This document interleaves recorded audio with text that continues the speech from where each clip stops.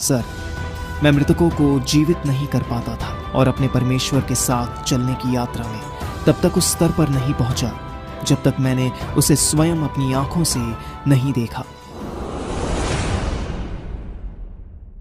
मैं आपको बताना चाहता हूं कि मेरे जीवन में मैं कब उग्र परेशान हुआ, जब मैंने लगातार 3-4 अंतिम संस्कार देखे। मैं बच्चे की तरह रोया, विशेषकर जब मेरी दादी का निधन हुआ। मैं उसको देख रहा था, मैं खड़ा था। मुझे वह पल आज भी याद है।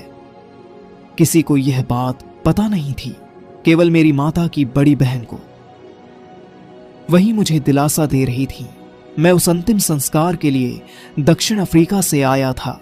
मैं उनके साथ जुड़ने वाला था।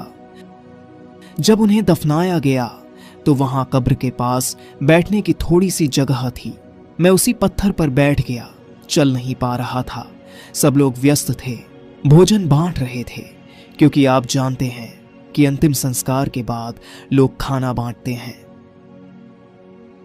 पर मुझे भोजन की कोई परवाह नहीं थी। मैं रोने लगा। उस मूल्यवान स्त्री की यादें आने लगी, जब हम छोटे थे, जब हम बच्चे थे।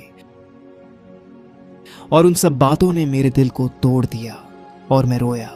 फिर मृत्यु के प्रति मेरे मन में ऐसा क्रोध उठा कि मैं आंसुओं से उठा। मैंने अपने आंसू पोंछे और कहा, मृत्यु, मैं तेरे पीछे आ रहा हूं।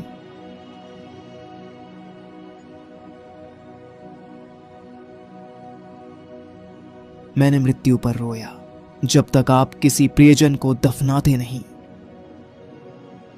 तब तक आप इसे समझ नहीं सकते। जब तक आप अपने किसी प्रियजन को जाते हुए नहीं देखते। युवाओं को मरते हुए देखना, प्रियजनों को जाते देखना, यह यीशु का कार्य नहीं है। यीशु मृत्यु नहीं लाता, वह जीवन देने आया है। यह शैतान है जिसने यह किया है। तो फिर हम इसे रोकने के लिए क्या कर रहे हैं? मैं बहुत रोता हूं, बस दिखाता नहीं। मैं अपने कमरे में बच्चे की तरह रोता हूं।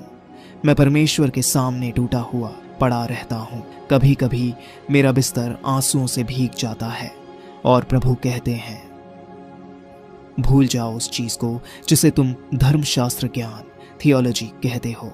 अगर मैं टूटा नहीं होता तो यह संभव नहीं था। मैं पूरी तरह टूटा हुआ हूं। मैं चाहता हूं कि यीशु का सत्य विश्वासियों के जीवन में प्रकट हो, सिर्फ बातों में।